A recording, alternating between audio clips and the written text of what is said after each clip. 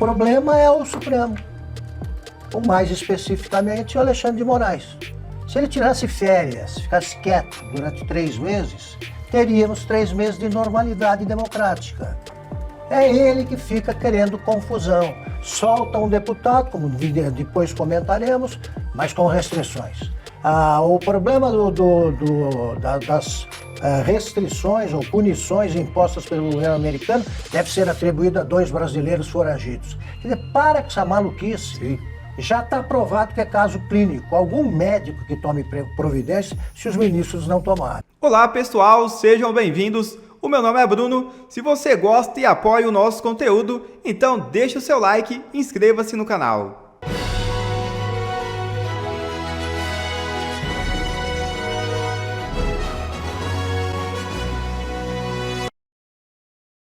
Encurralado, Moraes surpreende e toma nova decisão no caso Daniel Silveira. É isso mesmo. O ministro Alexandre de Moraes autorizou nesta segunda-feira a progressão do regime do ex-deputado Daniel Silveira, que agora cumprirá a pena em regime aberto. A medida vem acompanhada de restrições, como o uso de tornozeleira eletrônica e a proibição de acesso a redes sociais. Silveira foi condenada em abril de 2022 a 8 anos e 9 meses de prisão em regime fechado, além do pagamento de multa equivalente a 5 salários mínimos da época, pelos crimes de ameaça ao Estado Democrático de Direito e coação durante processo judicial. A defesa comprovou o pagamento do valor atualizado, que chegou a R$ 271 mil. O ex-parlamentar já cumpriu 4 anos e 1 mês e 26 dias de reclusão, mais de 1/4 da pena total em regime fechado. Esse tempo, aliado ao pagamento da multa, permitiu a análise favorável do ministro. E Moraes diz que Eduardo foge e manda notificação por edital. Paulo Figueiredo será notificado por carta rogatória.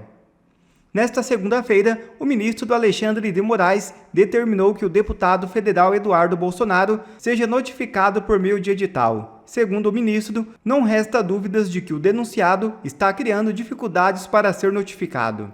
A notificação se trata da denúncia oferecida contra Eduardo e o jornalista Paulo Figueiredo pela Procuradoria-Geral da República na última segunda-feira, por coação no processo da suposta trama golpista.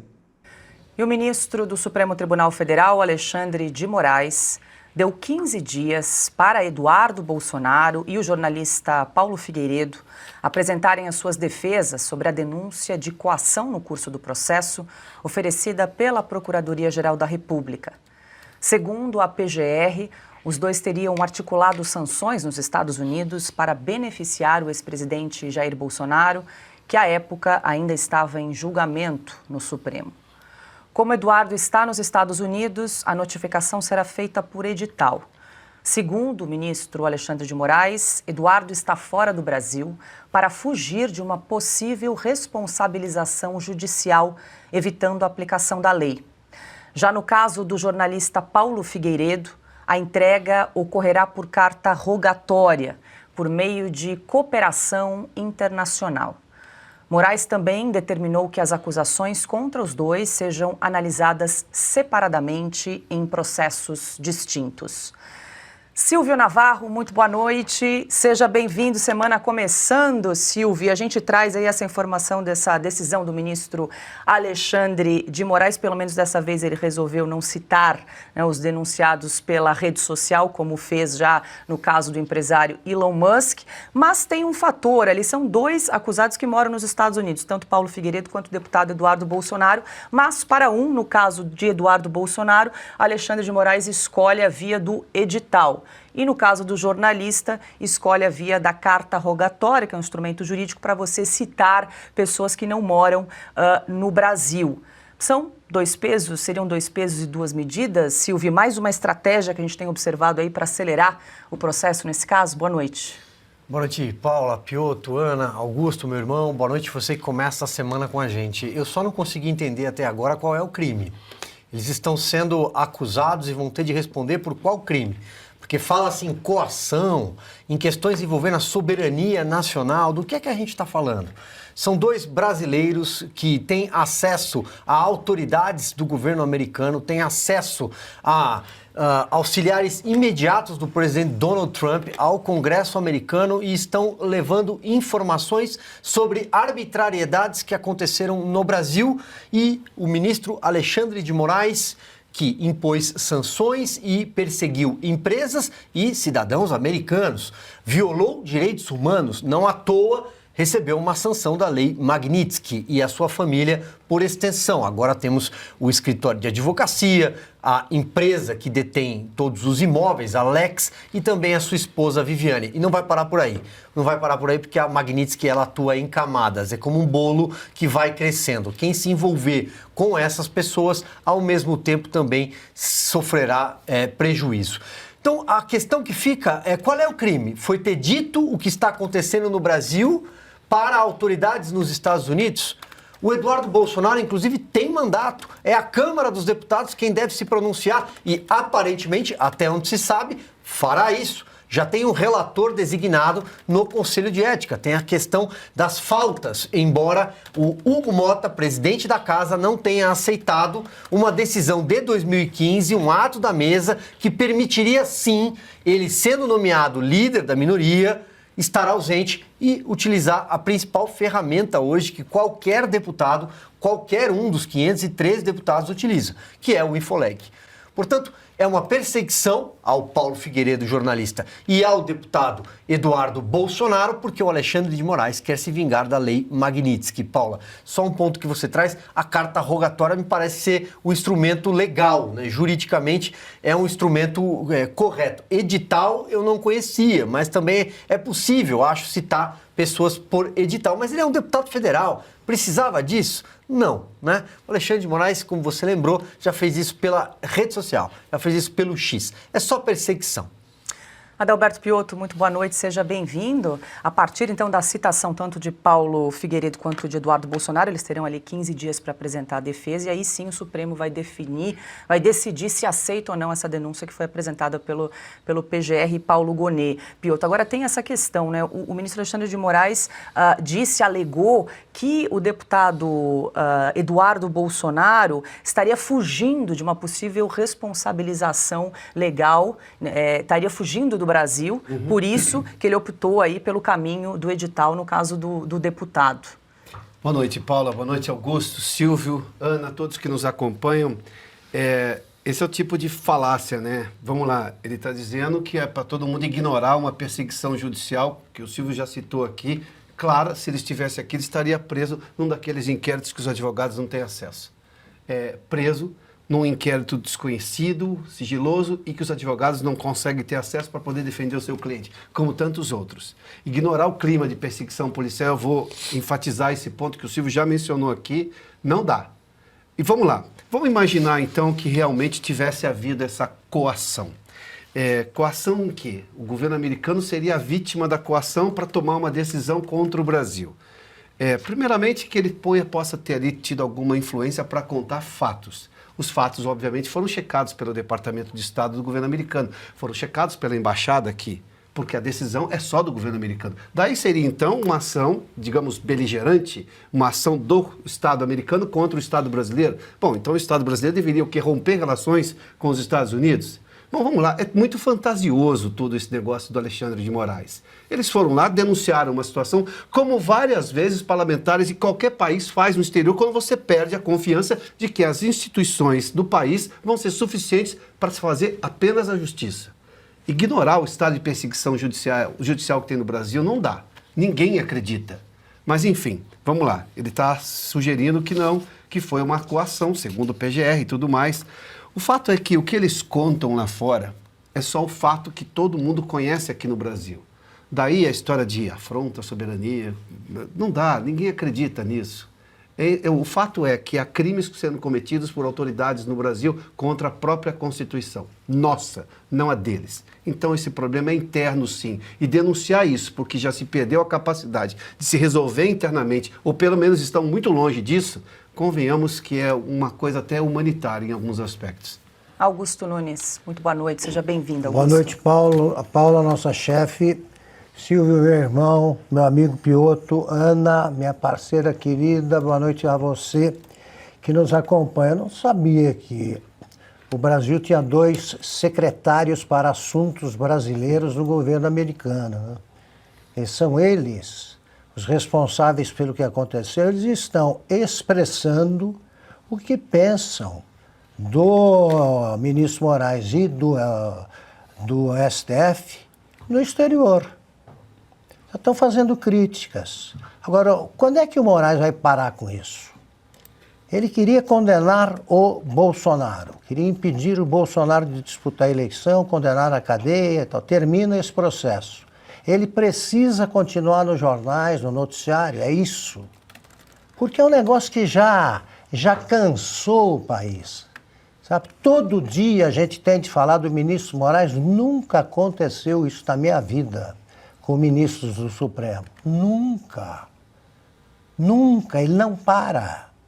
Por que ele não conclui esse projeto, esse inquérito do fim do mundo? Acabe algum. Tá? Passa algum trabalho para outros, ali que não fazem nada.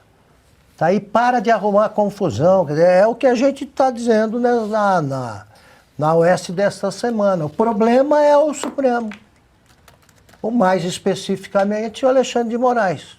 Se ele tirasse férias, ficasse quieto durante 3 meses, teríamos 3 meses de normalidade democrática. É ele que fica querendo confusão. Solta um deputado, como depois comentaremos, mas com restrições. O problema das restrições ou punições impostas pelo governo americano deve ser atribuído a 2 brasileiros foragidos. Quer dizer, para com essa maluquice. Sim. Já está provado que é caso clínico. Algum médico que tome providência se os ministros não tomarem. Bom, e o ministro do Supremo, Alexandre de Moraes, mais uma, Augusto, autorizou que o ex-deputado Daniel Silveira cumpra o restante da pena em regime aberto. A decisão atendeu a um parecer da Procuradoria-Geral da República, que reconheceu que ele cumpriu 25% da pena e apresenta boa conduta carcerária. Moraes, no entanto, impôs restrições como o uso de tornozeleira eletrônica, recolhimento domiciliar noturno e nos fins de semana, proibição de sair da cidade sem autorização judicial e proibição de uso de redes sociais. Daniel Silveira foi condenado pelo Supremo a 8 anos e 9 meses de prisão por crimes contra o Estado Democrático de Direito em processo relacionado a ataques a instituições.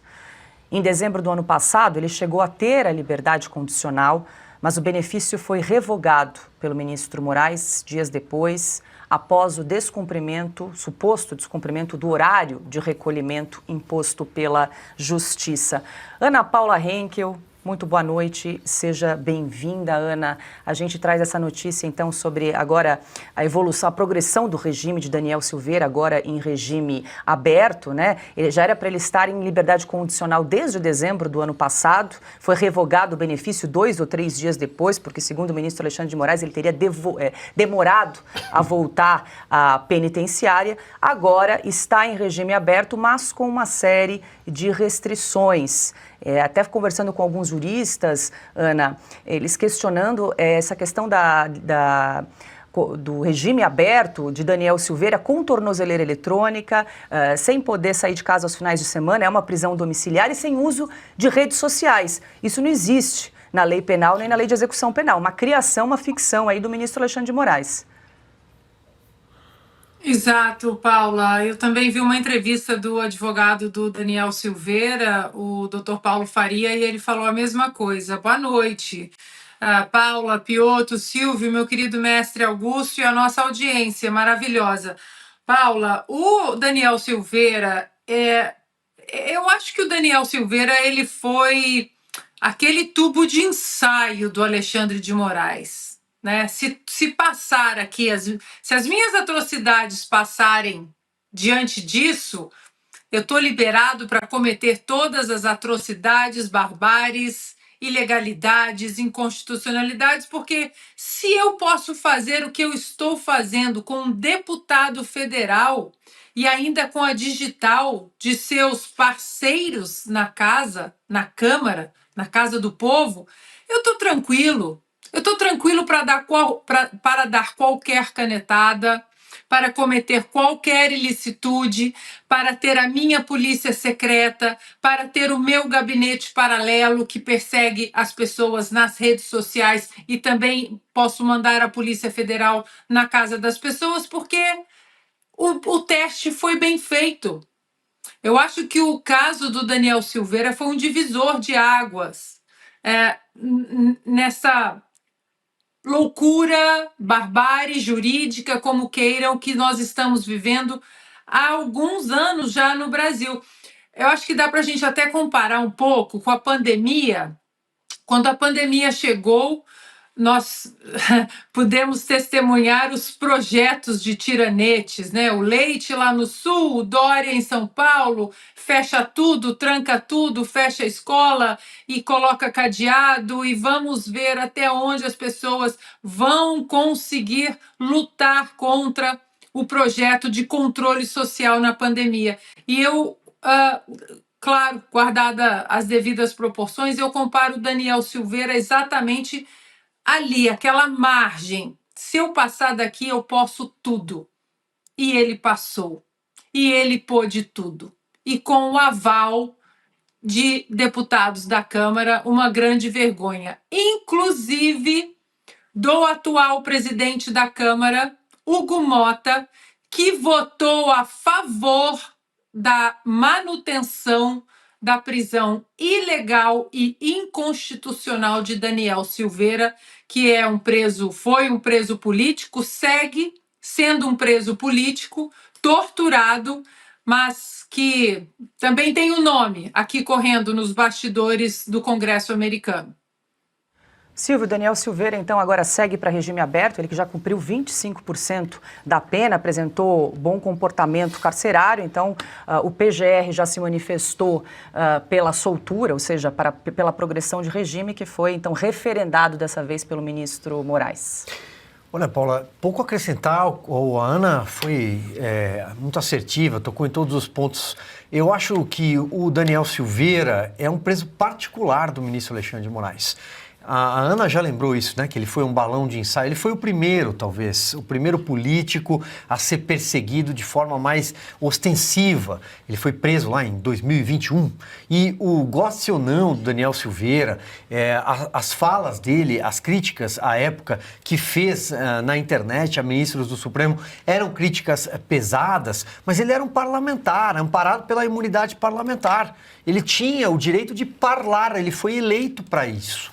E ali eles criam o crime perpétuo, né, o flagrante perpétuo, porque qualquer coisa que estiver na internet serviria, e aí vamos sempre nos lembrar aqui, a gente sempre recorda neste programa de várias pessoas que criticavam urnas eletrônicas, mandavam fechar o Supremo Tribunal Federal, ex-presidente de OAB, petistas todos, mas eles nunca passaram por esse regime que o Daniel Silveira teve de enfrentar. Ele foi perseguido, ele foi colocado numa masmorra como um preso particular de Alexandre de Moraes. E acrescento para eu amarrar aqui o meu comentário, Paula, ele recebeu a graça, né? Ele recebeu o indulto do presidente Jair Bolsonaro, e há também falas do próprio ministro Alexandre de Moraes no passado, recém-empossado ministro do STF, dizendo que a palavra final, a graça era presidencial, não tem como discutir, mas para o Daniel Silveira não serviu. Sempre que você é um bolsonarista, aí o Supremo Tribunal Federal rasga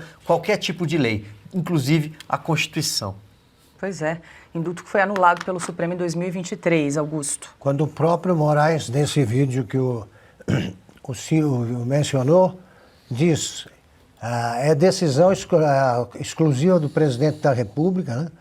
Gostemos ou não da decisão. Exatamente, bem lembrado. Ele frisa isso aí, gostemos ou não. Ele não gostou e convenceu o Supremo a anular a graça, o indulto. Foi isso que aconteceu. Eles disseram, não, julgamos outra coisa, nada disso. O indulto deveria ter encerrado o caso. Ele começou a ofensiva contra outras instituições, começou a confiscar poderes de outras instituições, no caso, o Poder Legislativo, com o Daniel Silveira. Ele se aproveitou da a baixa popularidade do Daniel Silveira com alguns deputados que ficavam irritados pelas críticas que ele fazia aos abusos do legislativo, muita viagem, muito privilégio, e aí fizeram um acordo que ele não cumpriu, porque ele tinha prometido, o Bolsonaro se comprometeu a baixar o tom, né, depois de um 7 de setembro que ele foi duro com o Supremo, e ele prometeu aquele acordo mediado pelo Michel Temer. E ele prometeu soltar os presos. Acho que já estava preso também o Jefferson, não me recordo bem agora, mas era específico, eles estavam discutindo o caso do Daniel Silveira. Ele não cumpriu. E os deputados não reagiram. Os deputados cederam parte do território que pertence a esse poder e que ele queria confiscar. E isso agravou tudo. Agora você pega o livro sobre direito constitucional do Alexandre de Moraes e o livro vai crescendo. Em 2002 ele era assim, aí fica assim, assim. Tudo que você lê a mais é ilegal. Ele está interpretando as próprias decisões. Então não dá. Né? Isso aí não é juiz. Isso aí não é juiz. Isso aí é um time jogando junto.